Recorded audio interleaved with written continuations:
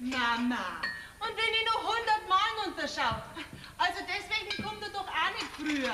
Also was das? Da hat man jetzt schon einen Bürgermeister in der Familie und keiner nimmt Notiz davon. Mama, bis jetzt ist er doch noch nicht Bürgermeister.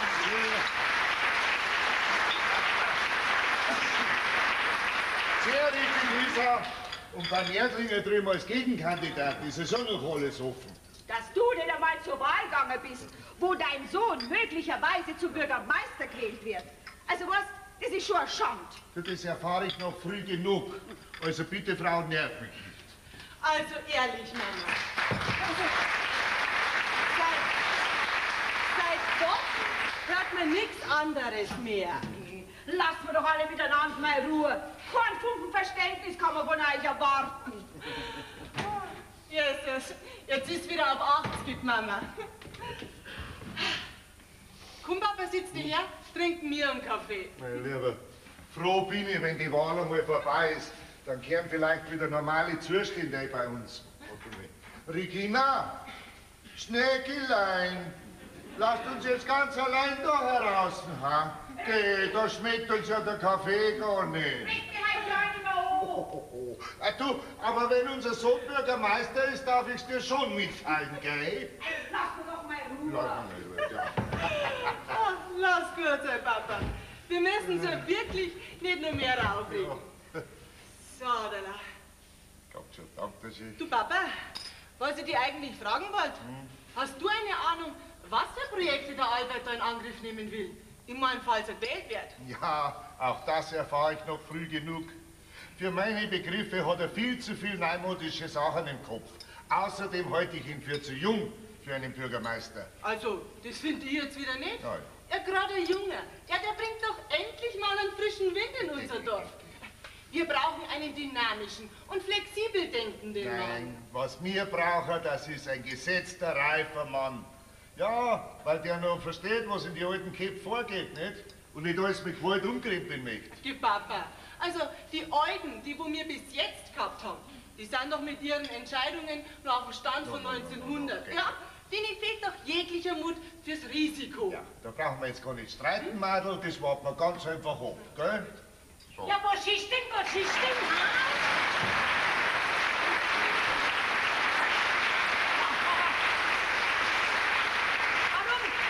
Warum wird man denn nicht schrieren, wenn es einen Kaffee gibt, ha? Das ist Oma. Ja, die haben wir jetzt wirklich vergessen. Was? Alles habt ihr gegessen? Du, ist jetzt der Albert schon Bürgermeister geworden? Komm, Oma, sitz dir her. Ist eine Nudel. Ja. Wir wissen es noch nicht. Na, der ist nicht blöd. Na. Der hat immer bessere Noten in der Schule gehabt als wir du. Ja, darum bin auch ich nicht Bürgermeister geworden. Was hast du verloren? Ja, Oma. Nix, Oma. Jetzt komm, ist eine Nudel. Also, nie kriege ich von euch eine gescheite Antwort. Immer behandelt sie mich wie mit einem kleinen Kind. Na, das macht mich fuchsteufels wild. Na, was ist denn? Krieg ich jetzt eine Nudel oder nicht, oder? Freilich. Da hast gleich wird der Albert da sein, gell, Oma? Dass sich die Lena heute noch nicht sehen lässt, hä? Nein, die werden genauso auf Kohlen sitzen wie wir auch.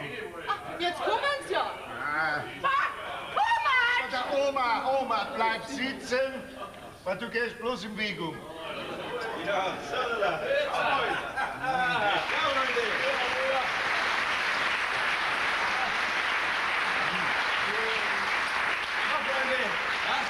Setzt euch noch ein bisschen her zu mir. Okay, da hätten wir doch gleich so gut beim Wirt drin feiern können. Geh, ein Bier wird er doch daheim haben. Unser neuer Bürgermeister. Bist das wirklich? Hast du daran gezweifelt, Schwester? Gratuliere. Gratuliere auch, mein Sohn. Wird es schon recht machen. Ja, ich möchte auch gratulieren. Ja, schauen wir halt, was unser junger Bürgermeister alles auf First bringt, gell, Andreas? Ich möchte auch gratulieren. Tut mir leid für die, Bertel. Ja, ist schon gut, ist schon gut. Man muss halt der Jugend auch einmal einen Vortritt lassen. Aber wir bringen das bloß meiner Alten bei. Da graust mir jetzt schon davon. Ich möchte auch gratulieren. Ja, du, das war ja ein schöner Bürgermeister geworden, der von seiner Alten so Schiss hat. Du, Pauli, sei stark und hock dich hin. Ein bisschen mehr Respekt, wenn ich bitten darf, gell? Ich bin immerhin neben dem Bürgermeister die zweitwichtigste Person in der Gemeinde. Gestatten, Schässel Paul, Gemeindediener. Ein Kasperl.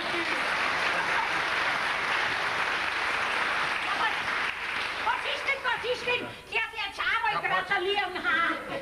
Gratuliert, der Bub. Danke schön, Oma. Was bist du jetzt eigentlich geworden? Mama, was ist denn? Willst nicht schon langsam deinem Sohn, dem frisch gebackenen Bürgermeister, um den Hals fallen? Mein Bub, mein Sohn, ein Bürgermeister. Dass ich das nur erleben darf. Ja, und ich erst. Komm, lass dich doch. Später, Mama. Weißt du, deine mütterlichen Gefühlsausbrüche, die kenne ich, die dauern mir zu lang. Ja, da schaut er sich nämlich, unser Bürgermeister. Ja. Dann halt nicht. Ich bring euch ein Bier. Ach, wart, Mama, ich helfe dir. Jetzt hab ich gemeint, sie war ausgeschnappt endlich. Da war ich schon wieder eingeschnappt. Ich bin auch eingeschnappt. Nicht einmal gratulieren dürfen wir, gell? Komisch, das Herz. Na ja, dann werde ich mit der Lena Bescheid sagen, gell? Ich bin aber gleich wieder da. Auwe. Oh, auwe. Was heißt da Auwe? Ein Mann, der schon vor so einer minimalen Schwierigkeit zurückscheut, wäre sowieso nie eine Persönlichkeit mit Durchsetzungsvermögen gewesen. Geh, was heißt denn da minimale Schwierigkeiten? Da, wer mit der Lina fertig wird, den schreckt nichts mehr. So. So, Bub, komm, setz dich und lass einmal hören, was du alles vorhast. Ja, es gibt viel zu tun. Packen wir es an. Ja, ich bin ja gleich wieder da. Stopp, du bleibst jetzt herinnen. Wir haben noch nicht ausgesucht. Ich schon. Da bleibst, hab ich gesagt. Also, ein solcher Lordsüder wie du, den gibt's doch kein Zweifel. Dass der Depp ist, das weiß ich ja schon lang. Aber für den Bürgermeister hätt's grad noch klar. Ja, also jetzt Magdalena, zähme deine zügellose Zunge. bricht du die deinige nicht ab. Du glaubst, dass ich kann das da Haut fahren. Ja, dazu, dann hab ich wenigstens mal Ruhe. Lena, beruhig dich doch, schau. Ich will mich aber nicht beruhigen. Und du holst dich da ganz raus. Das ist mein Alter. Und ein Depp, wie wir es eben vernommen haben. Heute, ich mach dir jetzt ein faires Angebot zur Güte. Rutsch mir den Buckel runter. Halt.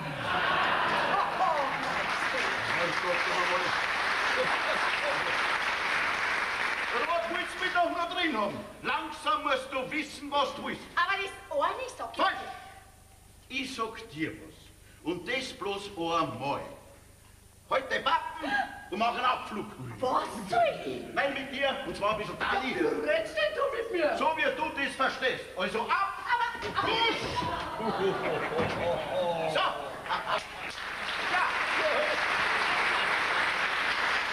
Das hätte fürs Erste. Nicht schlecht, sag ich. Also ich bin inzwischen fast der Meinung, dass der Bertel bei diesem Durchsetzungsvermögen gar kein so ein schlechter Bürgermeister geworden war. Du, pass auf, verdirbt das für ja nicht mit dem neuen Bürgermeister. Okay, weil ich auch schon einen Bürgermeister brauche. Andreas, ich glaube, ich muss mit der Lena mal ein Wörterl reden. Okay, aber habt ihr es gemerkt, was die Lena für eine Freude hat über den Ausgang der Wahl? Ja, da war aber eine traute Zeitsamkeit ganz empfindlich gestört worden, wenn du aus Versehen doch noch Bürgermeister geworden warst. Pauli, Ich gebe dir einen guten Rat. Ja. Halt dein Bart. Geht's weiter, Männer.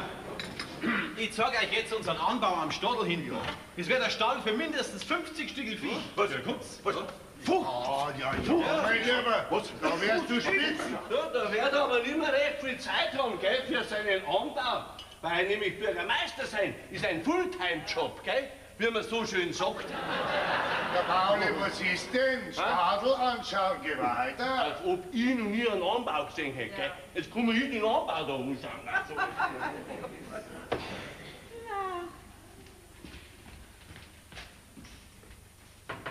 Lena, hast du einen Augenblick Zeit? Was ist denn? Komm, setz dich ein bisschen her zu mir. Ich hab noch einen Kaffee. Nein, ich mag keinen Kaffee. Okay, komm. Na, ich hab grad einen getrunken. Ja, und? Geh, Lena, sag einmal, was soll denn das? Hä? Ich weiß gar nicht, von was du redest. Na, also, Mir stinkt da heute. das schaut ja gerade so aus, wie wenn du uns die Feindschaft erklären darfst. So ein Schmarrn. Schau, mich geht's ja nichts an. Aber so wie du mit deinem Bärtel umeinander keifst, das ist auch nicht richtig. Ja, nein, mir stinkt da heute. Ja, warum denn in Gottes Namen? Ich weiß nicht. Ja, wenn es du schon nicht weißt, dann ist der freilich nicht zum Helfen. Kannst doch froh sein, dass es nicht geworden ist. Weißt nimmer, wie die Kreitmeierin immer gejammert hat, weil der ihrige nie daheim war. Ja, bin ich ja auch. Also. Irgendwie. Aber du freust ja auch, dass dein Bub Bürgermeister geworden ist. Ja. Und er ist so schön was gewesen. Und stolz war ich gewesen. Bürgermeister. Ja. Ja, und jetzt ist nix. Geh, jetzt bloß einen Haufen Verdruss im Haus gehabt.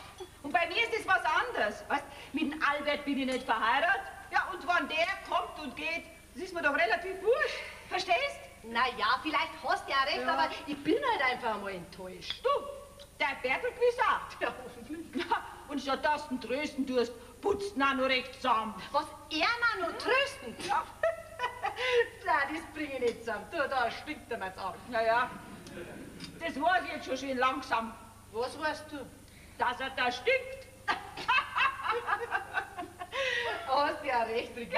Ich weiß gleich gar nicht, warum ich gleich so narrisch bin. Also. Jetzt habe ich da bloß noch ein Problem. So, was? Ja, was tue ich denn mit dem Trachtenanzug, den ich am eigens gekauft habe? Den kann er doch so auch anziehen. Na, Schmarrn, der schaut so richtig bürgermeisterisch aus. Ha? Ah, ein bisschen arg protzig halt. Ach so? Den zieht er als normaler Bürger ja gar nicht an. Und dann erst der Hut. Ja, was ist denn mit dem Hut? Ja, ich hab mir halt gedacht, der neue Gamsbart, der kann nicht schon. Sein Alter ist ein Trunkenführer, so ein verrückter Rasierpinsel. Kauf ich dem Hirschen so ein Drum-Gamsbart und zahl dafür 1800 Mark. Okay. Da haben wir ihn drunter nicht mehr gesehen. Macht ja nichts, kauf ich einen neuen Hut auch noch. Jetzt hat mich die ganze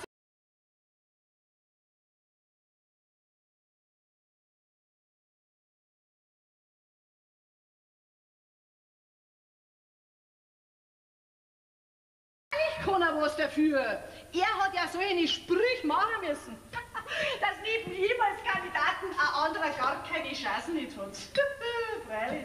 Ja, was glaubst du, müssen jetzt der Blecker dann, wenn er mit dem protzigen Hut daherkommt? Ja, was tue ich denn bloß damit? Also das Gewand, das muss ich mir anschauen. Das habe ich überhaupt noch nie gehört. Einen bürgermeisterischen Anzug. Aber du weißt was? Vielleicht nimmt mir Albert den Hut mit dem Gamsbart. Dem darf er ja wahrscheinlich sowieso besser stehen. Ja, spinnst denn du? Ich geb doch den deinen Hut nicht her. Da setz ihn ja lieber selber auf. Nein, ich bin ja das allergrößte Rimpfi. Für das Geld, du, da hätte ich leicht, ja, 14 Tage auf dem Malediven hätte ich da noch.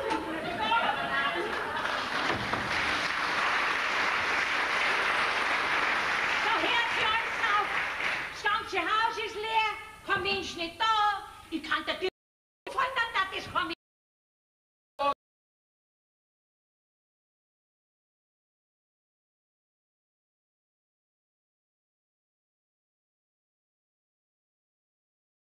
Ist der Herr Bürgermeister daheim?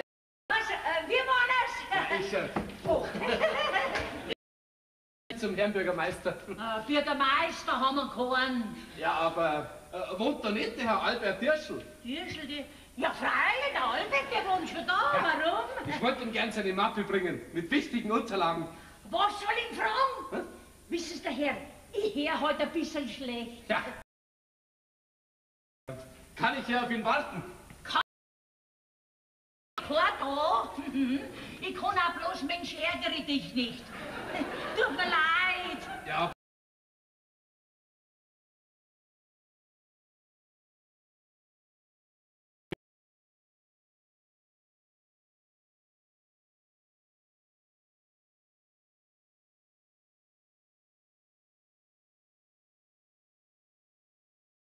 Dagegen umeinander. Das kann ich jetzt wieder nicht. Ja, da wärst du blöd, jawohl.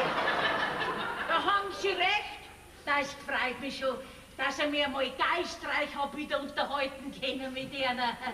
Wirklich nett, dass Sie mich besucht haben. Dankeschön, Dankeschön. Ja, bitteschön, aber ich wollte ja eigentlich... Ja, Oma. Ja, ich hab gemeint, du machst heute Nachmittag schlafen. Na ja, das hab ich ja. Aber dann bin ich aufgewacht, weil kein Mensch im Haus war. Lisa, unterhalte ein bisschen mit dem netten Herrn da. Du, der möchte Karten spielen.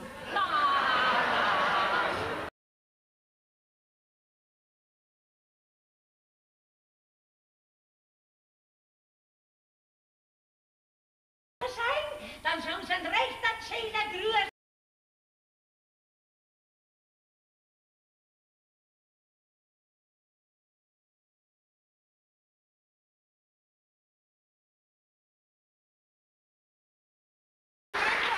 Sie bringt halt alles schon ein bisschen durcheinander. Mit was kann Ihnen helfen, Herr? Kugler. Joschka Kugler. Denke, ich bin die Dirschl-Lisa, die Schwester vom frisch gewählten.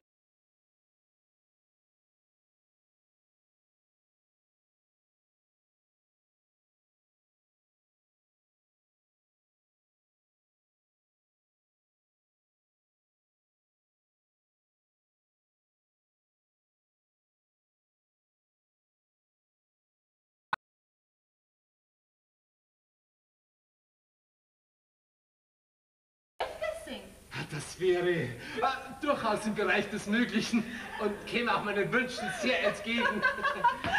Entschuldigung, aber. Was lachen Sie denn jetzt? Ja, Sie sind doch aus unserer Gegend, oder? Ja. Ja, warum reden Sie denn dann eigentlich so geschwollen?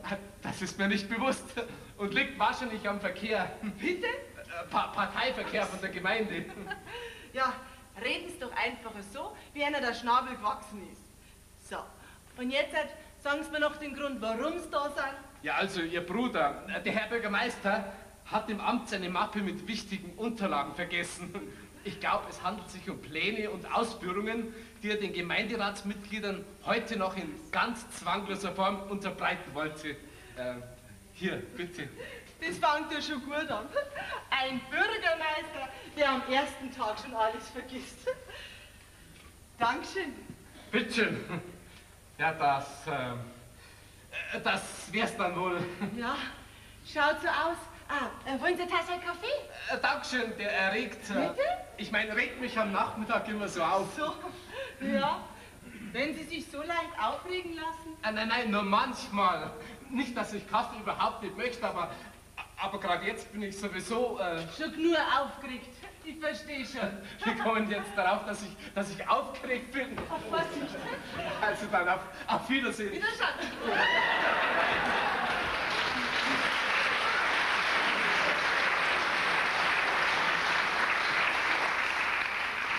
Würde mich sehr freuen, Sie bald mal wiederzusehen, Fräulein Dirschl. Ja, brauchen Sie bloß vorbeikommen, dann sehen Sie mich. Und ich mache Ihnen dann den Kaffee auch nicht zu steif. Wegen der Aufregung. Ja. Wiedersehen. Wiedersehen.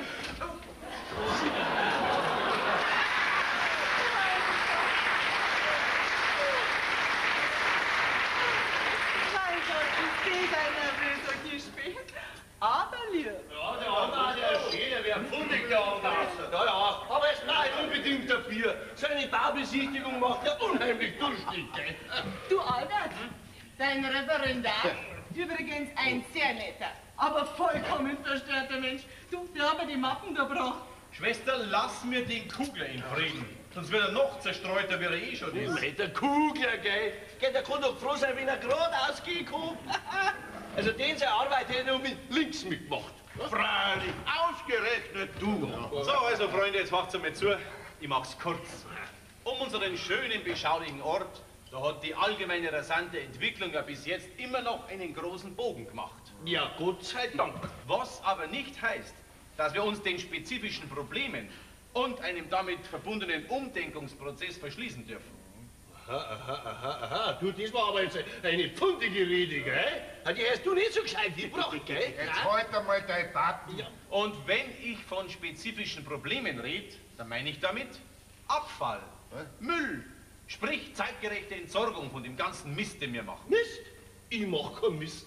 Macht ihr einen Mist? Ja, ich weiß nicht. Auch jeder von uns macht Mist und nicht zu wenig. Recht so, Vater. Und wo kommt der ganze Mist hin? Das meiste davon als Kraut und Ruhm durcheinander in nur eine Tonne und der Rest davon auf dem Komposthaufen, ob er verrottet oder nicht. Sollen wir es vielleicht auf Straßen ausschmeißen, hä? Mein Lieber, ist das ein hirnrissiger Schmarrn? Also, Pauli, du bist zwar nicht gerade der Intelligenteste bei uns im Ort, aber so blöd bist du auch wieder nicht, dass du nicht was gehört hast von wegen Mülltrennung und Verwertung. Sprich, Recycling. Was? Recycling? Auch wieder so ein modernes Klumpert übereinander. Ja, versteigt dich frei nicht. Stellt euch auf alle Fälle mal drauf ein, dass in Zukunft Schluss ist mit der geschlamperten Wirtschaft. Lang dauert sowieso nicht mehr. Da werden uns diese Maßnahmen gesetzlich verordnet. Ja, da will ich einfach schneller sein. Aber, Bertel, jetzt meine Herren, wäre es doch gescheiter gewesen, wenn du Bürgermeister wohnen lässt. Das wäre nämlich ungemütlich. Ja, das gibt Ärger. Als erstes kommen einmal verschiedene Tonnen zur Mülltrennung her. Mir klangt die eine. Mülltrennung? Soll ich da vielleicht meine Blechbüchsen auseinanderschneiden? Eine Blechbüchsen kommt denn überhaupt keine Tonne mehr. Was? Dafür gibt's dann auf dem gemeindlichen Wertstoffhof eigene Container dafür. Wir haben doch gar keinen Wertstoffhof. Aber wir kriegen einen. Ja, von wem? Von uns? Von der Gemeinde? Und nicht, dass ihr euch einbildet, ihr kannst da euer Graffi ohne jegliche Kontrolle in irgendeine Tonne reinschmeißen. Nein, ich werde eine Art Müllpolizisten aufstellen, der Kontrollen vornimmt und uneinsichtige Müllsünder werden beim Wiederholungsfall an der Gemeinde dafür bekannt geben. Oh, mein Lieber, ja, da willst du nicht gehen. Na, so eine Blödsinn. Jetzt spielt er komplett. Ja, So was habe ich mir ganz Leben noch nicht gehört. Das darf doch nicht wahr sein, dass dieses globale Umweltproblem euch Bauernschädel noch nicht einmal gestreift hat. Ich habe auf alle Fälle ein erfolgsversprechendes Abfallkonzept ausgearbeitet. Und ich sag euch, Dass dich der Blitz gestraft hat? Global ist mir das ja wurscht, gell? Du, aber wir in Bayern da, wir zahlen mit die höchsten Biersteuern, gell? Aber dass er da was dagegen unternimmt, dazu ist er zu blöd. Ja, und mit einem Recycling kannst du einen Buckel runterrutschen. Ich schmeiß meinen Mist auf den Misthaufen ab, wo mein Vater selig schon hingeschmissen hat, und den Rest schmeiß ich in eine einzige Tonne und nicht in 5. Hast mich. So, und jetzt kannst du in Zukunft in Mondschein die Gegend, du Müllapostel.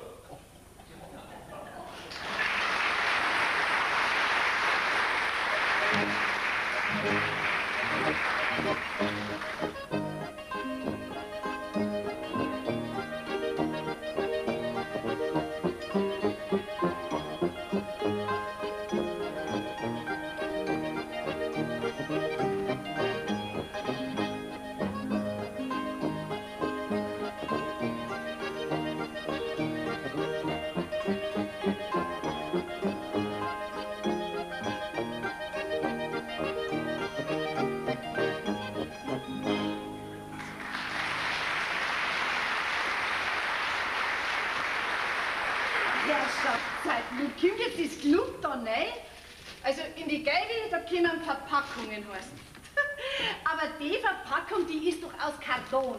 Also kommt's doch zum Papier in die grüne. Ja, ich weiß jetzt auch nicht. Grüß Gott, die Damen. Ja, grüß Gott. Oh, da komme ich ja gerade richtig. Hier Diese Liste über fachgerechte Sortierung des Mülls wird Ihnen sicherlich hilfreich sein. Wird ja auch höchste Zeit. Tu es nur gleich her. Ja.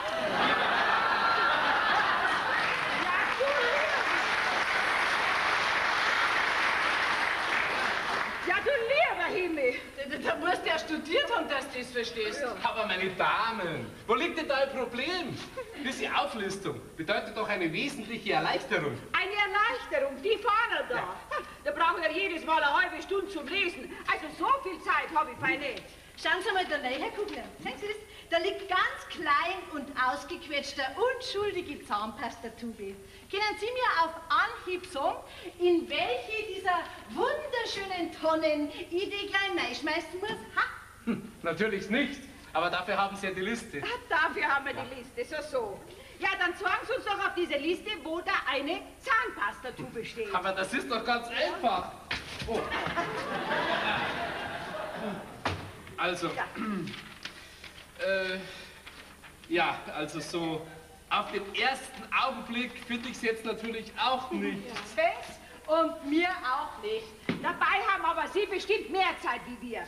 Weil wir müssen nämlich außer Müll sortieren, auch noch einkaufen gehen, kochen, Wäsche waschen, Betten machen. Ja. Nehmen Sie den Wisch doch noch gleich wieder mit. Nein, nein, ich erfülle nur meine Pflicht. Also, ich bitte die Dame dringend zu beachten. Oh. Eine Zahnpastatube besteht aus zweierlei Materialien. Der Tube als solche und den kleinen Schraubverschluss. Also, bitte unbedingt trennen. Wiedersehen. Oh. Was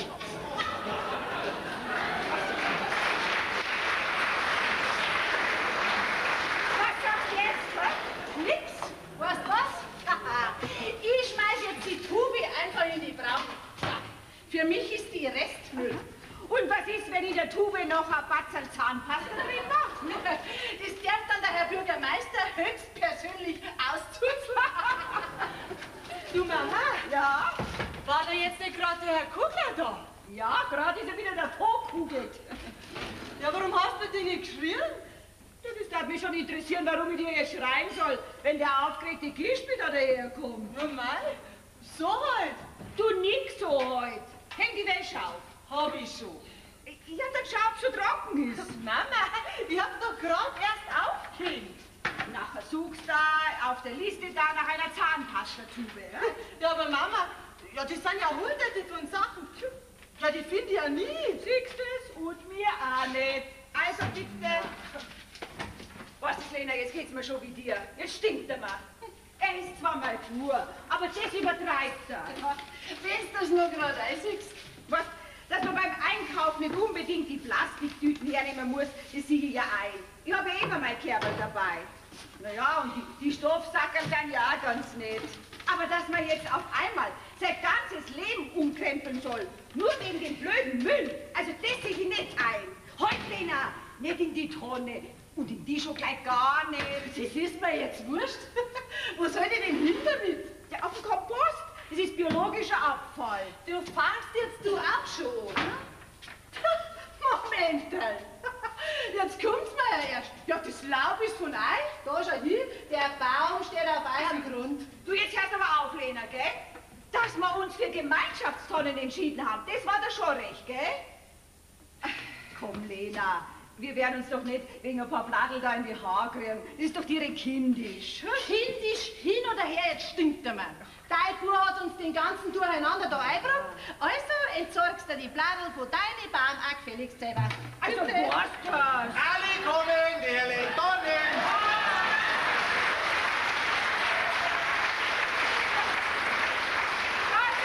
Ali, unser Abfallexperte. Konkret richtig! Ali sein Experte! Dann nimm doch gleich den ganzen Schotter da mit. Jetzt. Da ist da nix in diese Tonne. Doch, Ali, das stimmt schon. Stimmt nix, ich wisse. Da ist da nix in diese Tonne. Ali, wir kennen uns doch schon so lang. Jetzt drück doch einmal ein Auge zu. Ali haben zwei Augen und alle sehen mit zwei Augen, dass da nix in diese Tonne.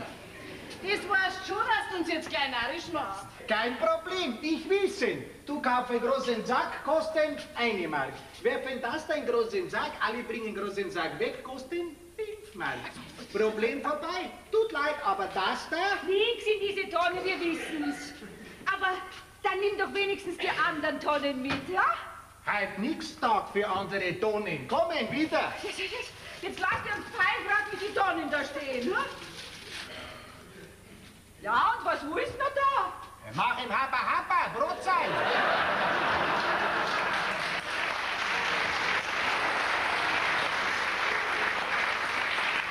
Du nix, hab ein Auge in Riebe. Ha? Also, das wird auch noch frech, was sagst du jetzt da? Nix frech, hab ihn alles gelernt von Deutsche. Ja, so ist recht.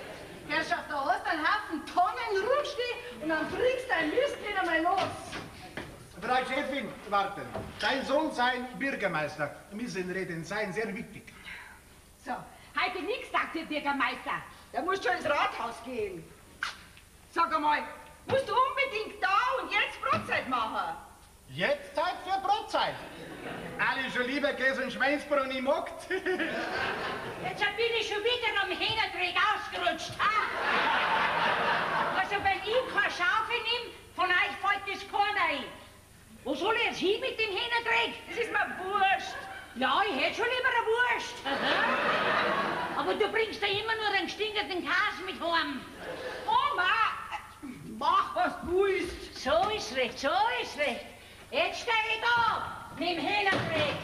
Stopp! Ah! Da ist ja nichts in diese Tonne. Ja, da sitzt ja der nette Herr Türk. Ja und? Schmeckt's? Hm? Was du da haben? Hähnerträg. Hähnerträg. Da ist ja nichts in diese Tonne. Ja, die Schaufel schmeiß ich schon nicht rein, du Dodel da. Ja, habt denn ihr in der Türkei hinten keine Hähner, ha?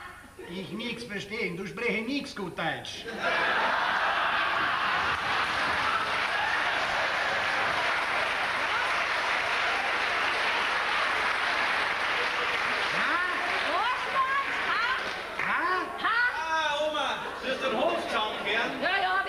Wird schon werden. Bürgermeister, müssen mit dir reden. Du sei ein guter Mann. Du mir helfen mit Pass, wir werden Deutsche wie du. Sag einmal, wo soll ich jetzt den Hähnerträg da reinschmeißen? Oma, bitte, ich hab keine Zeit. Alle sind mir nicht böse, aber mir pressiert's. Ich muss wieder zurück aufs Amt. Ich hab nur meine Unterlagen vergessen. Nix da. Ich wissen. Du sei ein Bürgermeister. Du müssen Zeit haben für alle Bürger. Und alle möchten sein deutsche Bürger mit deutschem Pass, du verstehst, ja? Ja, Ali, aber schau, das Gesetz ist noch gar nicht durch. Und ich kann da auch nichts machen. Nix da. Ich wisse, du können, wenn du wollen. Und Fatima, was sein meine Frau, wollen deutsche Pass. Und Ahmed und Yüksel und Mustafa, was sein meine Kinder?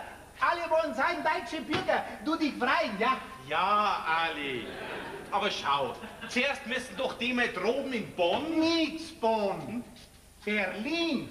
Ich wisse. Ich sei bessere Deutsche wie du Bürgermeister. Ja, Ali. So ist recht dann, gell? Aber schau, zuerst lassen wir das Gesetz einmal Gesetz sein und dann sehen wir weiter. Und jetzt halt mich nicht mehr auf, ich muss weiter. Ja. Was ist mit den Tonnen?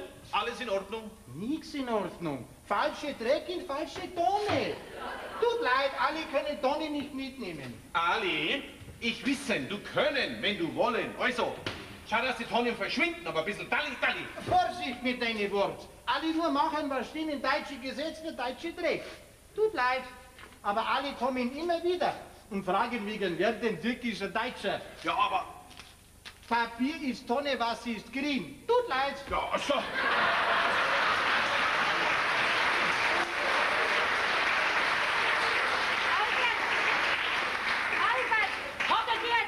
Wo der Hähnerträg rein muss,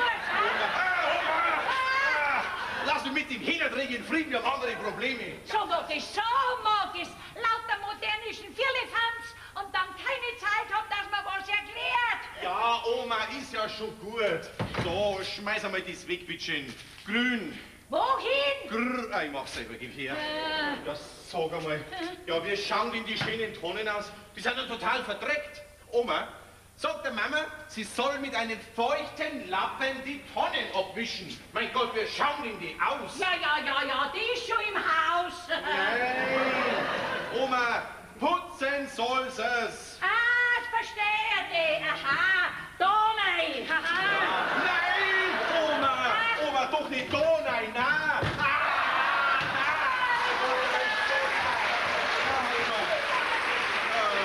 Oma, mir passiert's. Ich muss wieder zurück ins Auto. Nicht Donau. Nicht Donau, Oma, nein. Hey! Und was ist dann die Stadtteil mit rum da, ha? Na, ich wär noch fuchsteifelswut, ha? Nie kriege ich von dem Lausfuhr eine gescheite Antwort, nie! Ja, Oma, was schimpfst denn so? Aber es wahr ist, den Furm kannst du fragen, was du magst, dann erfahrst du doch nichts, gell? Aber das nächste Mal, da lass ich den Hähner drin liegen, wo er liegt. Basta! So.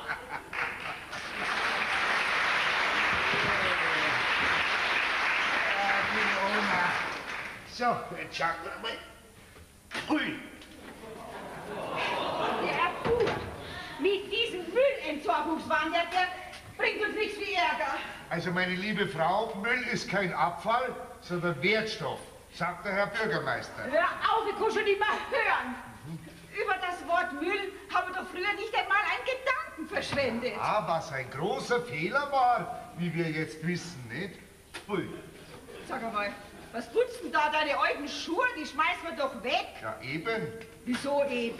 Ja, weil in der klugen Liste, die deine Tochter da drin gerade studiert, drinsteht unter anderem, Schuhe dürfen nur in gesäubertem Zustand entsorgt werden. Also putz es jetzt und dann schmeiß es weg. Das ist ja der größte Schwachsinn. Bin ich ganz deiner Meinung.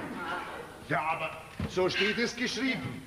Der soll mir bloß heute heimkommen, den werde ich meine Meinung schon flüstern. Ja. Muss ausgerechnet er sich aufspielen als Müllapostel. Ja, mein Sohn, der Herr Bürgermeister. So. Ja, sag einmal. Ja, so haben wir die noch nie geglänzt bei jetzt. Also, die kann ich unmöglich wegschmeißen. Also, Papa, Ja? sowas habe ich in meinem ganzen Leben noch nicht gesehen. Da kannst du nur noch mit dem Wisch in der Hand an die Tonnen da gehen. Da, jetzt schaut dir das einmal an. Das interessiert mich nicht, weil meine Schuhe ziehe ich wieder an. Also brauche ich auch nicht überlegen, wo ich es hinschmeiß, gell? Geht. Das musst du aber anschauen. Da, allein beim Kunststoff. Ja, da musst du ja auf jedem Backel suchen. Das ist ja die reinste Doktorarbeit. Ja, mein Kind, sowas können auch nur studierte Leute erfinden. Darum kommen wir zwar auch nicht mit, gell? Ja, aber dann sollen sie bei der Industrie anfangen und den Mist da erst gleich gar nicht herstellen. Aber nicht uns kleine Verbraucher damit piesacken. Das geht auch nicht, weil dann darf ja die Industrie nichts mehr verdienen dran, nicht? Und Kapital regiert die Welt. Hui, Teufel. Du Papa, horch dir das einmal an. Da musst du gleich selber lachen. Joghurtbecher und dergleichen sind nur gereinigt zu entsorgen. Es ist aber darauf zu achten, dass kein Trinkwasser verschwendet wird. Es sollte deshalb mit gebrauchtem Wasser gesäubert werden. Was sagst du jetzt da? Ich mag keinen Joghurt. Du Papa, Ja? weißt du, was das ist? Da, PE Kunststoff, Hohlkörper. Ja, das konnte ich schon sagen. Am Bürgermeister sein Kopf. Er selber schuld, hätt's mich geweiht. Ja, in Anbetracht der besonderen Umstände fällt es mir direkt schwer, dir nicht von Herzen zuzustimmen. Ja, sag einmal, wie kommst denn du daher? Heute am Werktag. Fisch, was? Ja. Ein Geschmack hat's mir, Alte. Du lachst nicht so respektlos. Ah, du, ist das die Bürgermeisterkluft? Ja, du sagst das.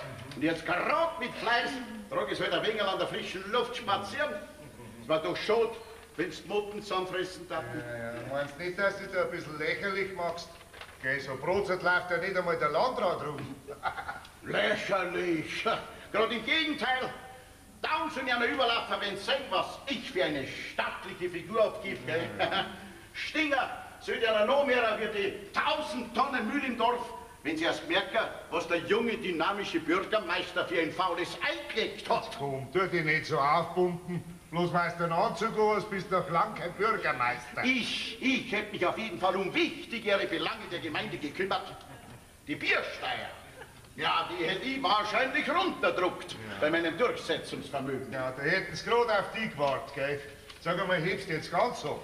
Und so einen Schwachsinn verzapfen zwei ausgewachsene Mannsbilder. Okay. Also, wenn man euch so zuhört, dann kommt man normalerweise im Kindergarten. Ja, und was diesen Wischter betrifft, mir reicht's. Der soll sich doch da rumschlagen, wer will, also ich nicht. Das Thema Müll und Entsorgung steht mir bis da. Ich geh einkaufen, Papa. Ja. Achte aber schon beim Einkauf auf die Entsorgungsmöglichkeit der Verpackung. Mein Gott, bist du witzig. Aber gell, Bertel, der Hut mit dem drum Gamsband drauf, der druckt halt doch ein bisschen.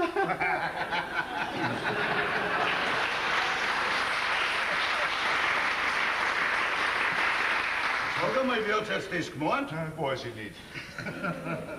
Du, aber ich hab so das Gefühl, in Zukunft müssen wir die Verpackungen auch noch mitfressen.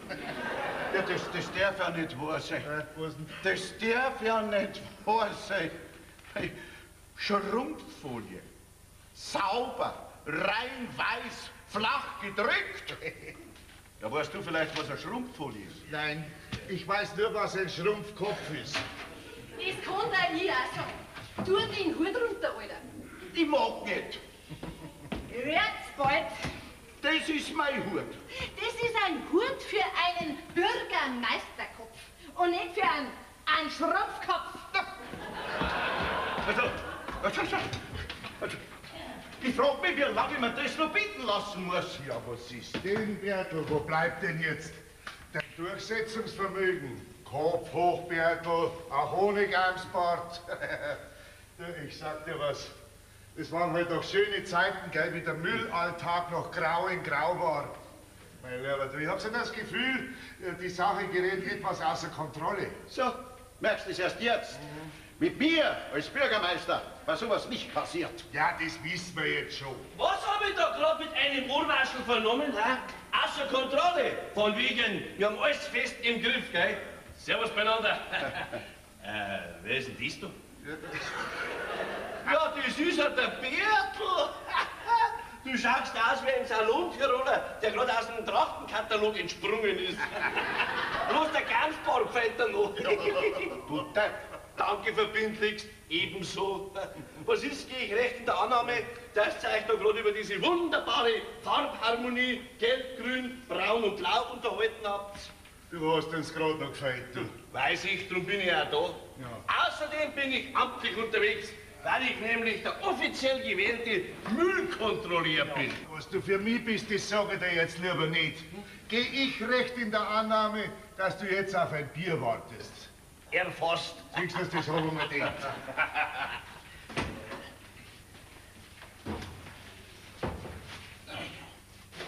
Bertel, du Bertel, seit unsere Gemeinde in diese gigantische Kommunalisierung der Entsorgungswirtschaft so integriert ist, gell, jawohl, da tun sich ja bei uns Abgründe auf, ja. Also schön, dass der Versal auswendig lernt. Aber ich kann dir nicht folgen. Pass einmal auf. Bis jetzt hat ja keiner gewusst, was in so eine jeweilige Tonne alles hineinwandert. Aber seitdem wir den Flaschencontainer da draußen haben, wird es ja ganz offensichtlich, dass bei uns mehrere, wenn nicht sogar nur ein Einzelner, ganz unheimlich sauft. Okay. Ja, wenn ich das so, Weinflaschen, nichts für Weinflaschen, braune, grüne, kein billiger Fußball. Woher willst denn du das wissen? Man ist informiert, gell? Also, Messwein ist keiner, weil unser Herr Pfarrer verkonsumiert ja nicht flaschenweise. Also, frage dich, wer sauft bei uns? Hä? Also Pauli, da gibt's bloß eins. Du musst in der Nacht heimlich hinter die Container auf die Lauer legen. Ja, das mache ich, das Ja, mache ja, was ist- Saukalt mache ich das mache ich ja. Ja, was ist denn das? Ja, pfui Teufel. Was? Das ist ja ein Ratz. Okay, ein Ratz, das ist doch kein Ratz nicht. Nein, du, das ist ein Skal. Du, der Fall, der muss untersucht werden. Und zwar von mir Erstens hat dieses undefinierbare Etwas nicht in der Tonne was zum Suchen und zweitens ist an der Sache irgendetwas faul. Da stinkt's. Mach halt den Deckel von der Tonne zu, dann stinkt's nimmer. Mein Gott, bist du blöd. Du reißt dir du ein bisschen zusammen, gell? Womöglich ist die ganze Sache da kriminalistisch, wobei ein Mord nicht auszuschließen ist. Und bis zur vollständigen Klärung dieser Sachlage, gell, verlange ich strängstes Stillschweigen von dir, gell? Sag einmal, hab's denn Ihr Mannsbilder überhaupt gearbeitet, ha? Gell, wir haben uns verstanden. Psst. Weiter, Oma, setz dich her. Trink einen Schluck Bier. Was, ein Schluck? Nein, ich mag schon halbe. Aber zuerst muss ich mein Zahnbürstel entsorgen. Aha. So hat die Regina gesagt. Also das verstehe ich überhaupt nicht. Früher habe ich es halt weggeschmissen. Ja, dir Schlomer, die schönen Zeiten, die sind endgültig vorbei. Ja, gleich. Du, wo darf jetzt das Zahnbürstel da reinschmeißen? Einen Moment, Oma, das haben wir gleich. Z. Ja, von der Zahnbürstel steht aber nichts drin. Gell, das ist doch das Einfachste überhaupt. Plastik, so mit Restmüll, also blau. Ja. Das ist wirklich einfach auch. Halt! Ah! Ja, was denn du haben, dass ich tot umfall, ha? Sind das Kunststoffborsten oder Naturborsten? Das weißt doch ich nicht. Auf die Nacht, da tue ich halt meine Zähne raus. Und dann putze ich's. Und dann tue ich's ins Glas rein. Aha. Ja. Also warum, Da wieso? gehen wir her. Sehen lassen. Da schauen wir mal her. Ah! Ja. Haben wir schon Naturborsten. Also, tut mir leid, der Schulin, aber du musst jetzt eine Schere holen und die Borsten abschneiden und extra in die Biotonne schmeißen. Was macht man mit den Preisen? Jetzt magst du aber aufhören, Pauli. Also so einen Schmarrn hab ich mein ganzen Leben noch nicht gehört. Ich richte mich nur nach den Vorschriften, gell? Also, Oma, hol eine Schere. Was? Noch mehr Verkehr? Also ich weiß nicht. Du, Andreas, ich halt mein Bürstel noch mal 10 Jahre. Das wird das Gescheiterste sein, gell? Und jetzt könnt ihr mich gern haben, gell? Und jetzt schreibe ich meinem Bub in Amerika einen Brief. Und dann verzeih ihm, was ihr da heraus für neumodischen Firlefanz habt. Ja. Also.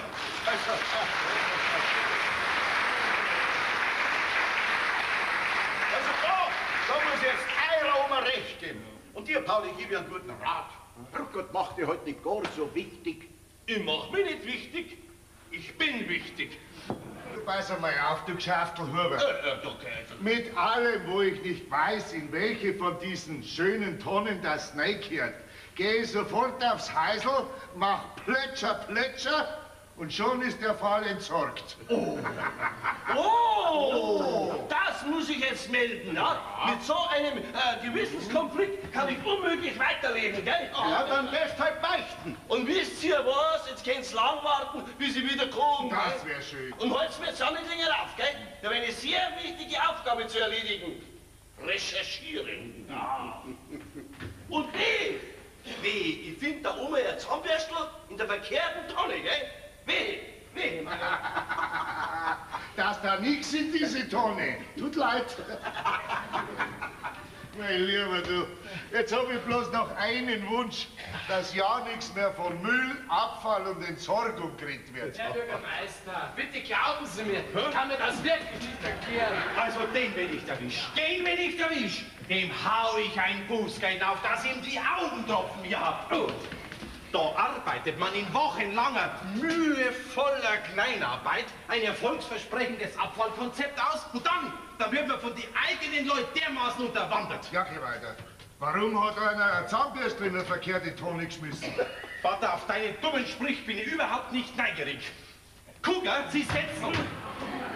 Ja. Ja, was machen's denn?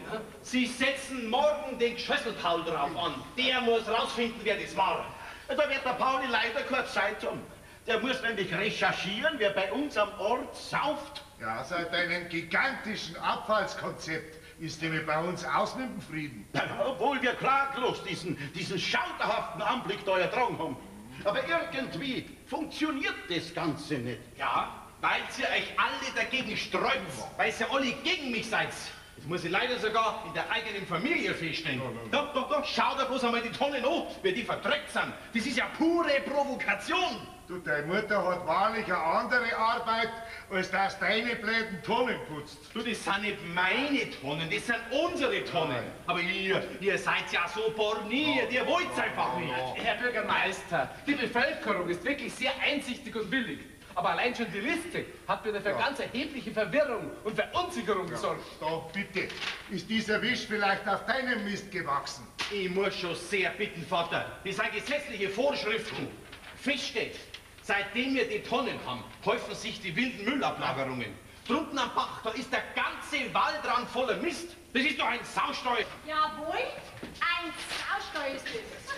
Du, da trennst und sammelst wochenlang und dann bleibst du auf deinem Träger nur sitzen. Dann hörst du nur über die Sprüche, dass da nichts in diese Tonne. Das nächste Mal, da schmeiß ich alles in den Wald rein. So. Ah, dann warst du das also.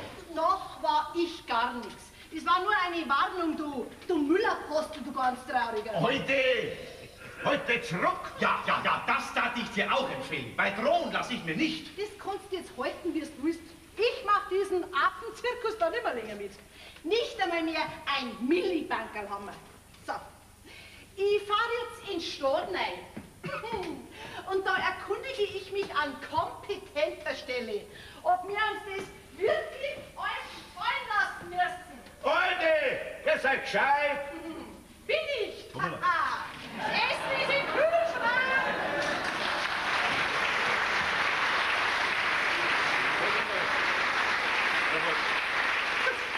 Was war jetzt das bei heute? Herr Bürgermeister, ich glaube, jetzt kommt Bewegung in den Kompost. Wenn ihr euch einputzt, ihr kannst mir da so kommen, dann täuscht ihr hier ganz gewaltig. Kugler! Ja, was stehen jetzt denn da so rum und schauen so dumm? Herr Bürgermeister, finden Sie das jetzt richtig, dass Sie mich so anschreien? Nein, aber ich habe eine Wut. Und wenn ich eine Wut habe, muss ich schreien. Bürgermeister, gut, dass ich dich finde. Großes Unglück sein passiert. Fürchterliches Mord. Was? Mord? Seid richtig. Mörder haben gemacht von armen Menschen. Riebe ab.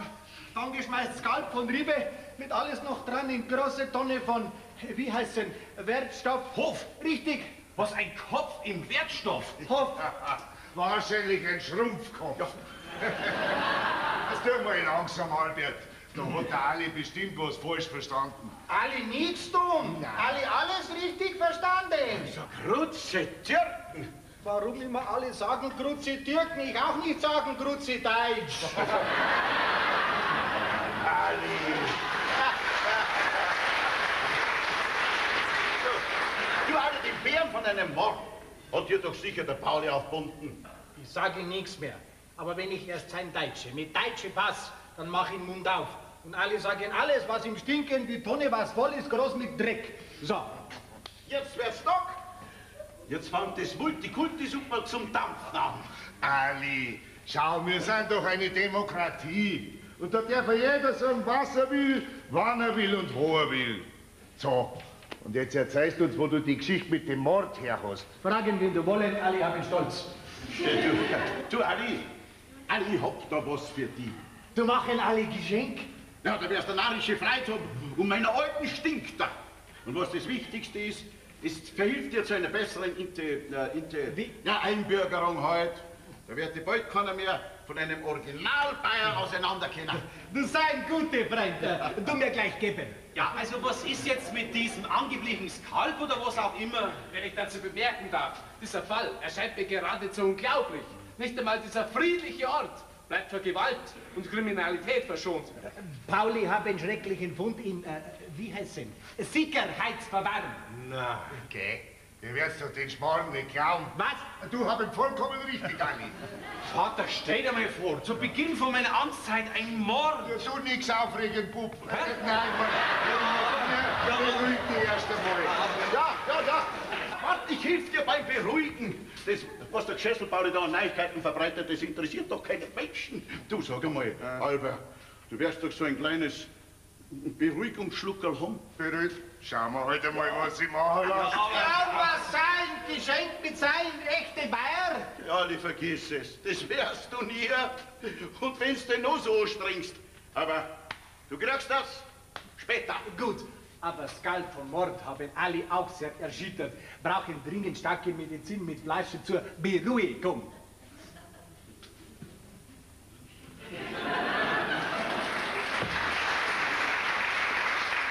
Ja, und ich? Das gefällt mir. Lasst es mich fein gerade allein da draußen stehen. Sitzen. Ja, der Herr Kugler. Ja, Sie sind ja ganz allein da. Ja, das habe ich auch gerade festgestellt. Grüß Gott, Fräulein Hirsch. Wenigstens ein Mensch, der freundlich ist mit mir. Ist ja immer recht ekelhaft, mein Bruder, ha? Ich möchte mich nicht näher darüber äußern. Aber warten Sie, komm kurz raus. Ja. So. Ich hab eigentlich schon geglaubt, dass ich die rechte Hand des Bürgermeisters bin und nicht sein Blitzableiter. Oh mein. Ja, was könnten wir denn da machen, um Sie wieder zu trösten, Herr Kugler? Ja, was könnte man da machen? Ja, fällt Ihnen denn da gar nichts ein? Ich wüsste schon was. Ja. Wollen Sie es mir nicht sagen, Herr Kugler? Wenn ich darf, ich möchte Sie Ja? gern fragen, aber bloß, wenn Sie gerade nichts Besseres vorhaben. Bestimmt nicht. Gut, dann frage ich Sie als erstes. Hätten Sie vielleicht Lust und Zeit und überhaupt, dass wir uns heute Abend zu einem kleinen abendlichen Spaziergang treffen? Ja, da muss ich ja erst einmal überlegen. Na, eigentlich habe ich nichts vor. Ja, wo treffen wir uns denn? Am gemeindlichen Wertstoffhof bei den Flaschencontainer. Da ist Ihnen ja ein ganz romantisches Platz eingefallen. Gut, ich würde sagen, um 7 an der Brücke drunter. Ja, das ist romantisch. Also, auf Wiedersehen. Sicher. Ich bin pünktlich zur Stelle. Wiedersehen. Ah, halt! Da? Ja. Bis heute Abend.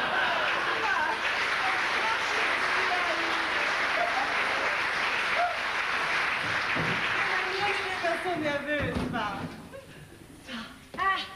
Jetzt kriegt der Bub wieder eine Post einmal von der alten Mutter, gell?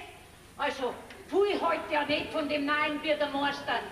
Aber das finde ich wirklich praktisch, dass er mir direkt vors Haus einen Briefkasten gestellt hat.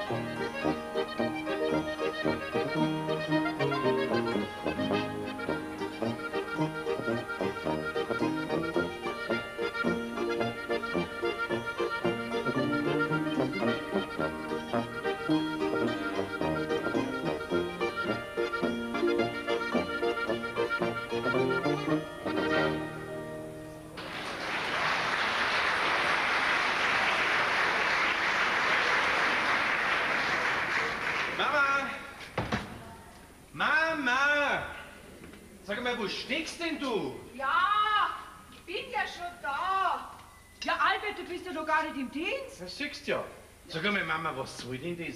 Ich wollte gerade ein Bad nehmen, jetzt ist da so eine milchige, unappetitliche Brühe drin. Was auch nicht. Also, siehst du, da meinst du allerweil deine Oma einsteppert, gell? Ja. Dabei bin ich viel gescheiter, als wir hier alle miteinander. Schön, Oma. Ich muss aufs Amt. Ja, schön's Amt. Schön's Nein, Bürgermeisteramt. Ah, ja, du dann sagst zum Bürgermeister, wenn's du siehst, gell? Dass die Dirschel-Oma alles begriffen hat, um was das geht. Schön, schön. Ja, du hast doch selber gesagt, schau her, dass man die Becher und die Flaschen alles gereinigt wegschmeißen muss. Ja? Jetzt habe ich alles in der Badewanne ausgewaschen. Oh, ja, weil wir doch Trinkwasser sparen müssen. Du, jetzt kann ich dann ein Milchbad nehmen. Wie die alte Kleopatra selig. Mein Gott, Oma, was fällt dir denn ein? Möchtest du vielleicht noch einmal eine zarte jugendliche Haut kriegen, hä? Oder willst du vielleicht sogar einen Cäsar zulegen? Was Cäsar? Ah, kriegen wir denn einen Hund?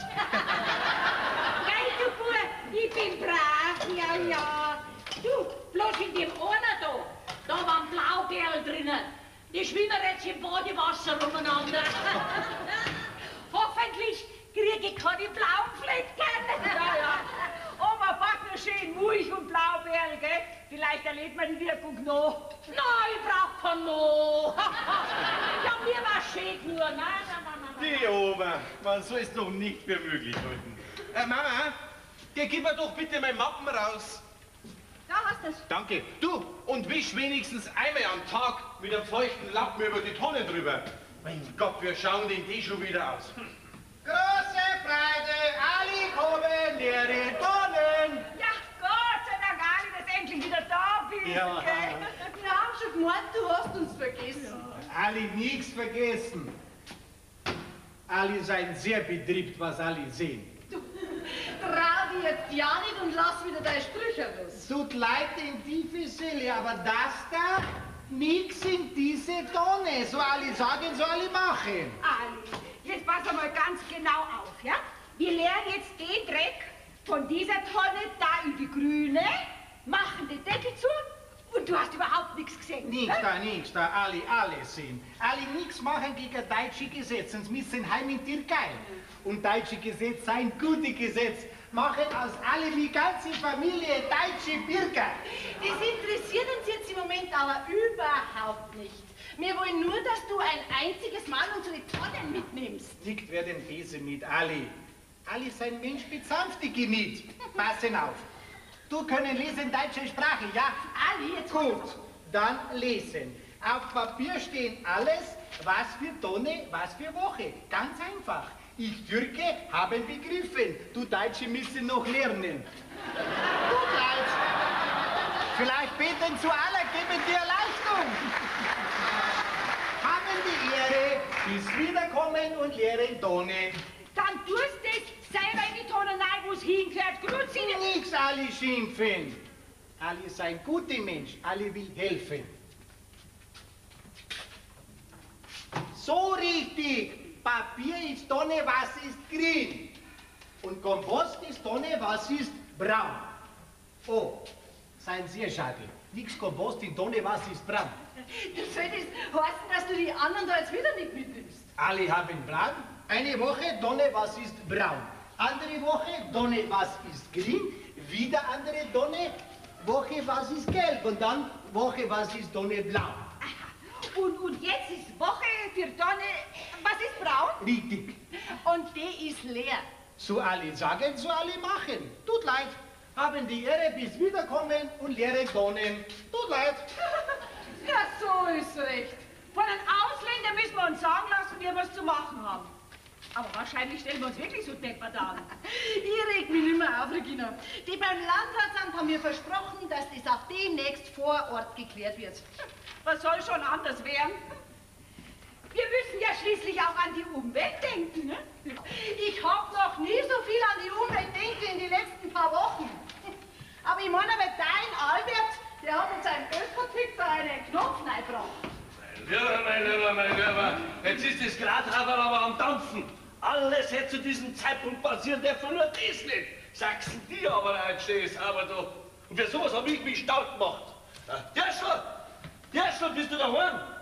Also wenn's so brärst, Pauli, na, gibt's sicher was Neues. Du, da brandelt's ja. Was? Brandeln? Na, ich riech nix. Du, das brandelt gar nicht, das stimmt ja ganz bestialisch. Jawohl, also diesem Krieger muss jetzt nicht sofort nachgehen. Ja, doch, tatsächlich, na, da hinten qualmt's ja. Ja, tatsächlich, da hinten qualmt's ja, Freunde. Erstens, jetzt fällt's mir ein. Weißt, bei mir im Garten, da brennt ein bisschen so ein Klumpertz, was da so rumliegt. Was halt so rumliegt? Du, pass einmal auf. Das Verbrennen von Hausrat, Gartenabfällen, Wertstoffen etc. im Freien ist strengstens verboten, weil bei diesem Verbrennungsvorgang nämlich Giftstoffe ausgestoßen werden, die dann ungefiltert in die Umwelt gelangen und somit zu schwerwiegenden und bleibenden Schäden bei der Bevölkerung führen können. Tja. Erst der Sprecher aufgesagt, aber pass nur auf, dass du keine bleibenden Schäden davon drohst. Ja, möchtest du vielleicht drohen, ha? Da sagen wir's lieber gleich. Da geht doch keine Spur. Was? Und außerdem war das ein reines Versehen. Ja, aus beim Pfeiferl, da ist ein Funken da in den Abfallhaufen gefallen. Dann habe ich diesen Brand nicht mehr verhindern können. Ja, und jetzt hält mich nicht länger auf. Ich muss schauen, dass meine Feier nicht ausgeht. Was?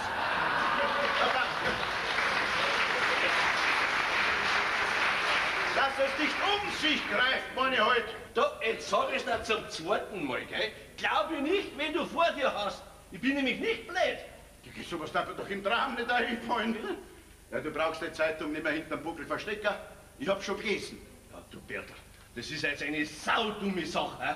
Da wird er einen schweren Stand haben, unser Herr Bürgermeister.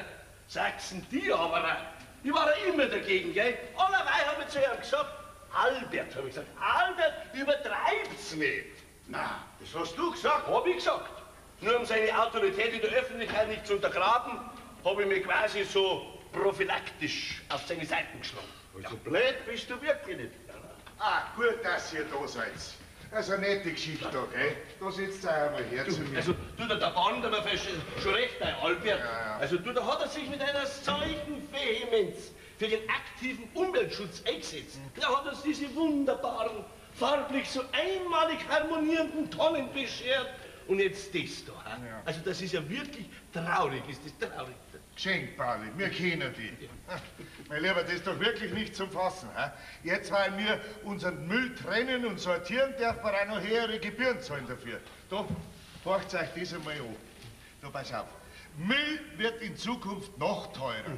Durch die vermehrte Abfalltrennung liegen die Kosten für Einsammeln und Sortieren wesentlich höher als der erzielte Erlös der Wertstoffe. Ebenso sind die Verbrennungsanlagen inzwischen nicht mehr voll ausgelastet, somit unwirtschaftlich, was wiederum auf Kosten des Steuerzahlers geht, etc., etc. Also da kommst du doch wirklich verschaukelt vor als Kerl. Ich hab wieder in einem anderen Blatt gelesen, alles, was wir im Müll voller Kleinarbeit auseinanderklagen, das wird in der Prärie auf einen großen Haufen eingeschmissen und der Geier weiß, wo da hingeschifft wird. Was? Ja? Wo das hin verschifft wird. Also, ich bin in der Tat sprachlos. Hoffentlich bleibt der das noch lang. Du pass einmal auf, gell? Wenn sich die Sachlage nicht so zugespitzt hätte, müsste der das da hinten jetzt melden. Aber nach dem neuesten Stand der Dinge interessiert mich das Thema Müll nur noch peripher. Ja. Ah, du, Pauli, was mir gerade einfällt, was ist denn eigentlich aus diesem mysteriösen Mord geworden? Ja, freilich. Der ist kalt mit dem halberten Kopf drauf, den man beim Andreas in der Tonne gefunden hat. Sag einmal, hat die Polizei da schon ermittelt? Ja, wisst schon, sowas dauert. Ja, dann läuft ja der Mörder quasi noch frei rum. Da muss man Tag und Nacht Angst haben. Ja. Noch dazu bei so einem grausigen Mord. Ja, Köpfen, gell? Mein Lieber, ich mein, sowas kommt doch heutzutage nur noch bei den Kannibalen vor. Ja, also meiner Meinung nach ist das sicher keiner von unserer Gegend da. Nein, das muss ein Auswärtiger gewesen sein. Ja, ich habe meine Vermutungen der Polizei schon mitgeteilt. Ja, da werden scharf drauf gewesen sein. Aber ich sage euch was, die sind ja sowas von lahm in ihren Ermittlungen, gell? Das ist ja direkt zum Warner ist das, aber ich muss jetzt wirklich weiter. Du, Pauli! Pauli, halt mal! Du kommst mir die letzte Zeit so verändert vor. Ja, in deinem äußeren Erscheinungsbild. Ja, du, das hab ich mir vorher auch schon gedacht. Also ich weiß gar nicht, wie ich sagen soll. Also wie wenn du einen neuen Deckel hättest. Also wenn ich das nicht gewiss wisset, darf ich sagen, die Haare, die sind einem nachgewachsen. Ja. Habt ihr es also doch schon gespannt, gell? Was denn? Ja, wisst schon, mir ist das so peinlich, gell, weil das will ja keiner wissen, dass ich schon lange Platten hab, gell, aber ja, und da wollte ich mich halt einmal wieder steilen und hab mir aus dem Katalog eine neue Frisur bestellt. Aber da hätte ich ausgeschaut wie der Pumuckl. Und da hab ich dann... Den alten ausgefransten Deckel, den man zu penend wieder loswerden wollen und hast ihn mal in die Tonne geschmissen. Ja, bei mir daheim hätte ich ihn ja nicht entsorgen können. Der Ali schnuffelt doch überall rum. Der hätte doch das gleich gerochen, wenn er das drum in meiner Tonne gefunden hätte. Der Einzige, der von meinem Geheimnis was weiß, ist mein Friseur in Traunstein. Der Le Figaro. Wer? Ja, der Friseur. Ah, der. Wieso, der groß? Der ist ja verschwiegen wie ein Grab. Schau. Unser Herr Müllpolizist macht krumme Sachen. Ja, unsachgemäße Entsorgung von Sondermüll, Mein Lieber, das muss man mit voller Namensnennung natürlich an die Gemeindetafel. Ja, da hilft nix. Na, bitte, ihr verrat's mich doch nicht, oder? Ja, und dann gleich noch einen Mord erfinden. Mein Lieber, das ist Ihre Führung der staatlichen Behörde. Schmarrn, ich war doch gar nicht bei der Polizei. Nein, das war bloß so ein Ablenkungsmanöver. Von deiner Platten. Also bitte, ihr verrat's mir nicht, ihr halt's nicht. Keiner erfahrt was von meinem Schiebedach. Das ist uns doch wurscht. Die Hauptsache ist, du holst deine Hosen aus unseren Tonnen. Und aus den Angelegenheiten anderer Leute. Ich schwöre bei meinem Skal. Hau. So. Jetzt muss ich aber noch beim Feier schauen, dass man nicht ausgeht. Was? Ich meine, ich muss es löschen, nicht? Figaro, ja. Figaro! Oh. Was ist doch ab mit Ihrer Missgabel? Figaro? Haben Sie schon gelesen, die Herren? Ja, wir haben. Seekugler, sagen Sie mal, haben Sie irgendeine Ahnung, was unser Herr Bürgermeister in Zukunft jetzt zu tun gedenkt? Im Vertrauen. Ja. Es ist gerade eine Abordnung vom Landratsamt bei ihm. Interessant. Und was wollen die? Ja, glauben Sie denn, ich horch an Türen? Na, also ich hätte gehorcht. Ja, im Interesse der Allgemeinheit natürlich. Aber ich druck mir jetzt lieber, gell, weil da wird er wieder eine miese Laune haben, unser Herr Bürgermeister. Ja, wenn ich das so sagen darf, ja? Das ganze Müllkonzept wächst unser Bürgermeister etwas über den Kopf. Ja, ich war ja auch immer schon dagegen, gell. Bloß hat's von euch keiner gespannt. Hört doch auf, Schössl. Ja. Und im Übrigen, mit Ihrer These, dass bei uns im Ort jemand übermäßig sauft, da liegen Sie auch, wie in vielen, voll daneben. Logisch sauft einer. Die Flaschen sind doch der Beweis. Pauli, denk an das Versprechen, was du uns gerade gegeben hast. Dazu konnte ich gestern bei einem abendlichen Spaziergang mit Ihrem Fräulein Tochter, Herr Dirschl, feststellen, dass unsere gemeindlichen Flaschencontainer schädlichst missbraucht werden. Die Nachbargemeinden bringen nächtens gleich leiterwagenweise ihre leeren Flaschen und deponieren sie in unseren Containern. Das muss man sich mal vorstellen. Ja, das ist ein dicker Hund, mein Lieber. Ebenso wie Ihre Spaziergänge nächtens mit meiner Tochter. In allen Ehren, Herr Dirschl. Also da stimmt er mir jetzt schon sauber. Da hocke ich jetzt 5 Nächte lang bis um 12 Uhr bei den Containern draußen und die Bazien sind erst angekommen, wie ich schon wieder weg war. Richtig. Heute Nacht war es genau 1:35 Uhr. Oh. Interessant. Ja, der Herr Kugler ist auch da. Guten Morgen, Fräulein Dirschl. Du, Lisa, ich habe jetzt gerade erfahren, dass du gestern mit dem Herrn Kugler noch spazieren warst. Ja, Papa, aber du, gar nicht lang. Um 9 Uhr war er schon wieder daheim. Das ist ja nicht so. Weiber. Mein Lieber, wie ich noch jung war, da haben wir ja auch geschwindelt. Aber um mehr wie eine Stunde haben wir es mir nicht lernen trauen, mein Lieber. Oh, Jesus. Ja, jetzt wird mir immer klarer, warum ich mich zur Ehelosigkeit auf Lebenszeit entschlossen habe. Fräulein Dirschl, ich habe mich in meiner Dummheit leider verplappert. Naja, nicht so schlimm. Der Papa hat ein gewisses Verständnis dafür. Du, Pauli, hast du heute nichts mehr zum Erledigen? Ich? Nein, nicht, dass ich wüsste, gell? Also diese erfreuliche Neuigkeit aus dem Kastblattl habe ich im Dorf schon verbreitet und was anderes fällt mir jetzt nicht ein. Also, ja, Sie, Kugler, sagen Sie mal, haben Sie keine Ahnung, wer da über mit dem Leiterwagen gekommen ist? Bei dem Bazien, den darf ich mir jetzt vorknüpfen, dass er 5 Wochen lang keinen Leiterwagen nicht mehr ziehen kann. Herr Kugler? Ja, war das nicht der Reitmoser? Welcher Reitmoser denn? Na, der alte Reitmoser halt. Also ich hab mal an sein Kichern erkannt. Was? Der alte Reitmoser? Oh, mein Lieber, dem wird jetzt einen Marsch blasen. Da pass auf. Tut er da Zaffer, dass seine Flaschen bei uns in den Container reinschmeißt? Tut leid. Nein, ich meine, es tut mir jetzt leid, aber ich kann mir jetzt euch keine Gesellschaft mehr leisten. Mir passiert nichts.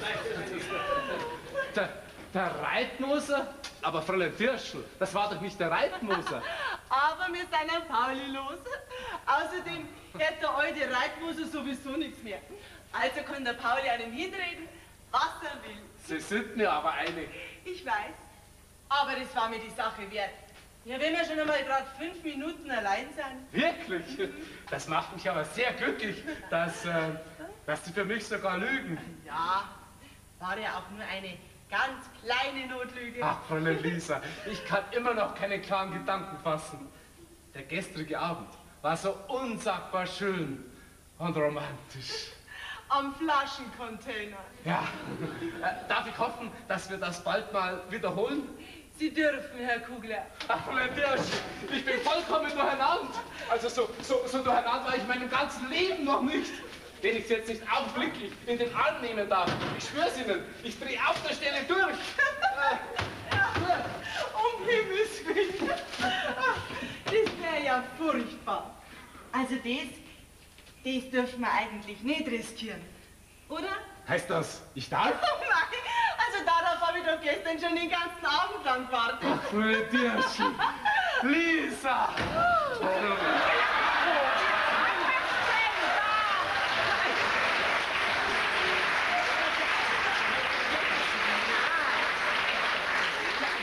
Fräulein Dirschl, Entschuldigung, darf ich erklären? Nein, ich glaube, da brauchst du keine große Erklärung. Da? Richtig, Mama. Du bist doch so eine kluge und verständnisvolle Frau, gell? So, was soll jetzt das, ha? Ja, ich mein, dass du gar nicht besser sein kannst. Auch wenn du dich jetzt sehr anstrengst, dass du ganz grimmig reinschaust. Ja. Ich hol unser Brotzeit. So, ein Lausdirndl, ha? Ja, und was Sie angeht, Herr Kugler, ja, was soll ich nur sagen? Entschuldigen Sie vielmals, Frau Dirschl, aber ich glaube behaupten zu können, dass ich Ihre Tochter sehr gern habe. Ja, das mag ja sein. Und im Prinzip habe ich auch nichts dagegen. Aber müssen Sie das unbedingt da so mitten am Hof demonstrieren, ne? Entschuldigung, aber das ist so, also gestern Abend beim Flaschencontainer, da habe ich halt noch nicht den Mut gehabt. Und gerade eben war Ihre Fräulein Tochter so freundlich, mich quasi zu ermuntern.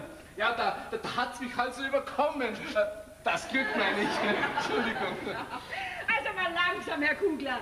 Also beim Flaschencontainer hätte es mich wahrscheinlich auch nicht überkommen. Jetzt kommen Sie mal rein. Ja. Herr Kugler, dann werden wir die Lage schon entwirren. Ja. Sie dürfen mir's glauben, Fräulein Säckle, ja?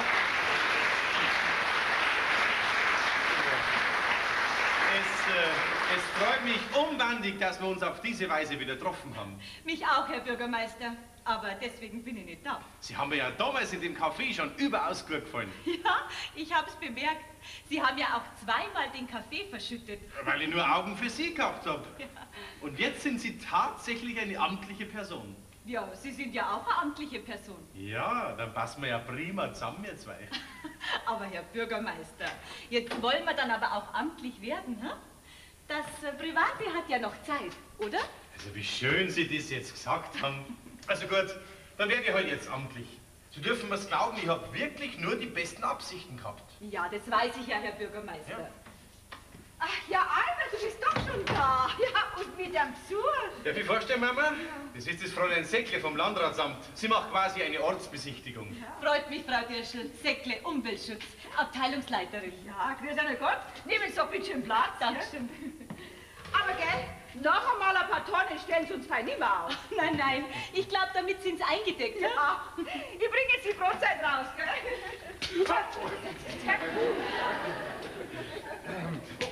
Grüß Gott, Herr Bürgermeister. Auch hier? Kugler, was machen denn Sie da? Eine Sichtung. Was? Besichtigung. Eine Ortsbesichtigung, wenn ich das so sagen darf. Ach, und sind Sie fertig damit? Bedauere, Herr Bürgermeister, leider nein. So, aha. So, Dalla, jetzt langt's nur zu. Ja, du schon auch? Joschka. Joschka? Ah, da, schau her. Das scheint mir mehr eine Personenbesichtigung zu sein, habe ich recht? Darf ich vorstellen, das ist das Fräulein Säckle vom Landratsamt, meine Schwester, die Lisa, und mein Mitarbeiter, der Herr Kugler. Oh.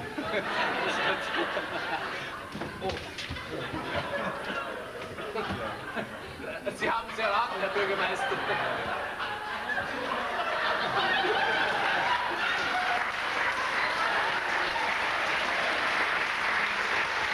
Entschuldigung. Das ist halt einmal Familie. Aber ich bitte Sie, sind doch froh, dass Sie so eine liebenswerte Familie haben. Naja, aber deswegen bin ich ja nicht da. Also ehrlich, Herr Bürgermeister, gut schaut es wirklich nicht aus. Also ich habe mich nur an den inzwischen allgemein gültigen Richtlinien orientiert. Und die Leute müssen sich doch irgendwann einmal an einen effektiven Umweltschutz gewöhnen. Gerade bei uns am Land schaut es ja meistens noch so aus, dass die Leute ihr Zeug gerade dahin schmeißen, wie es ihnen einfällt. Ja, alles schön und gut. Es ist ja auch sehr lobenswert, dass Sie sich so konsequent und aktiv für die Umwelt einsetzen. Aber Sie haben halt ein bisschen übers Ziel hinausgeschossen. Ja, schauen Sie. Diese 4 Tonnen sind ja gerade erst vereinzelt in den Großstädten eingesetzt worden. Aber in so kleinen Gemeinden ist das noch kein Thema. Ja, da funktioniert die Entsorgung auch noch relativ problemlos, weil fast jeder seinen eigenen Komposthaufen hat. Oh mein Albert, da wärst du jetzt von den anderen vielleicht was anhören können. Du tust mir ja jetzt schon leid. Nur keine Angst. Ich werde bei allen Lästerwollen jeden Ansatz von Rebellion im Keim ersticken. Nein, ich wollte heute der Erste sein. Ich wollte mit gutem Beispiel vorangehen und habe eigentlich mit einer Belobigung gerechnet. Also mir ist ja nur nicht ganz klar, wie Sie eigentlich die Genehmigung für all diese Tonnen da bekommen haben. Das war überhaupt kein Problem. Und? Was passiert jetzt? Tja, nicht viel. Die überzähligen Tonnen werden wieder eingezogen. Die dafür zuständige Müllabfuhr ist schon unterwegs. Yes, das ist das eine gute Nachricht! Entschuldige, Albert, aber ich habe jetzt horchen müssen, was das Fräulein Säckle meint. Und schau doch nicht so, der hagelt rein. Du bist trotzdem ein guter Bürgermeister, du Müllapostel. Ja, lacht's nur. Ihren Wertstoffhof samt Flaschencontainer dürfen Sie doch behalten. Ja, und dazu stellen wir noch einen Container für Papier und Alu auf. Ach, jetzt nehmen Sie es halt nicht gar so schwer, Herr Bürgermeister. Bittschön. Also, wenn man so lieb getröstet wird, dann war doch nicht alles umsonst. Spannst was, Joschka? Na. Große Freude, alle kommen. Holen Tonnen. Sein Schade, waren lustig. Grüne, gelbe Tonnen, sein sehr schade. Andreas, ich muss sehen, die Tonnen kommen weg. Was? Ja. Ja, haha, das ist einmal eine nette Neuigkeit. Gratuliere, Herr Bürgermeister. Du wirst das nicht glauben, Vater. Ich nehm's ganz gelassen. Säckle, Landratsamt, ich befreie Sie von den Ungetümen. Sehr angenehm. Dirschl Senior. Also Sie werden ja gleich noch sympathischer, wie es mir so schon sagt. Na. Halt, Ali, halt! Da hab ich noch ein paar alte Socken. Stopp! Das da nichts in diese Tonnen. Aber bist du narrisch, Alter? Du hast die kleinen Socken her. Ja, jetzt tu her, die verbrenne ich. Na, das geht auf keinen Fall. Da kommt so viel Schadstoff in die Luft, der dann ungefiltert die Umwelt vergiftet. Au! Pass halt auf, Mensch! Tut leid! Tut leid. Die Socken her. Jetzt nicht weiter! Jetzt haben wir 4 Tonnen. In eine wärst du doch reinwerfen können. Halt, mein lieber Nachbar. Nachdem die Tonnen jetzt wieder wegkommen, gibt's für dein Problem nur eine Lösung. Deine Socken sind einwandfrei Problemmüll. Wenn ich bemerken dürfte, wär's dann einfach auf den Kompost damit. Das geht auch nicht. Weil du da ja noch die Schwammerl rausmachst. Alle wissen, du kaufst einen großen Sack, kostet 1 Mark. Werfen Socken in den Sack, alle bringen den Sack weg, kostet 5 Mark. Tut leid, aber Probleme sind sehr teuer. Na, Ali, wir brauchen keinen Sack mehr. Unsere Gemeinde braucht nur noch eine Säckle. Hab ich recht? Aber Herr Bürgermeister, Komm jetzt mit, gehen wir aufs Amt. Ja. Da können wir alles im Detail besprechen. gern. Bürgermeister, warten, bitte warten. Da ist ein Gesuch. Alle wollen sein Erster in Deutschland mit doppeltem Pass. Ali, jetzt nerv mich bitte nicht. Ich hab das schon x-mal gesagt, das hat noch Zeit. Ich kümmere mich dann schon drum. So, Ali. Und du bist so nett und kümmerst dich darum, dass die Socken ordnungsgemäß entsorgt werden, gell? Alle werden entsorgen. Alle waschen, Fatima machen Loche wieder dicht und alle ziehen wieder an.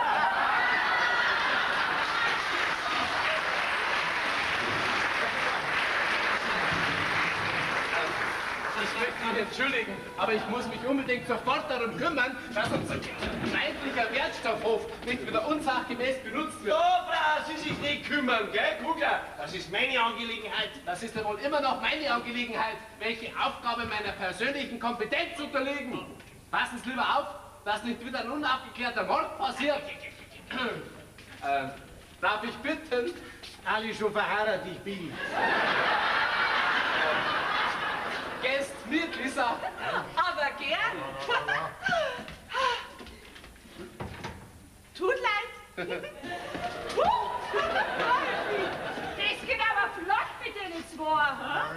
das Gefühl, mit denen zwei auch? War gar nicht, Mann. Alle alles wissen. War gar nichts, Kalb. Halt du, ja, dein Pappen, gell? Nix, Pappen. Wissen vom Frisier. War Fifi von Kopf auf Pauli. So sein blankes Leder.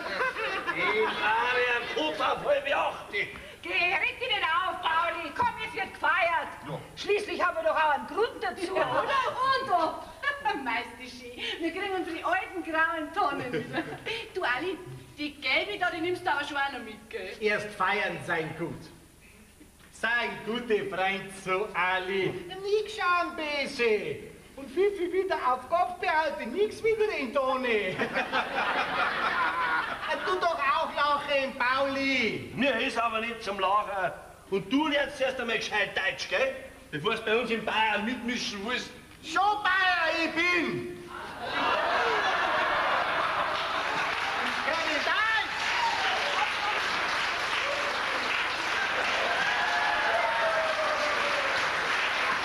Ich helfe euch. Ihr Krummhaxe, die Bauernkind. Ich schwöre, Quadratschüttel übereinander. Sagst du nix, dann fällt da nix. Bin jetzt echt die Bayer, ha?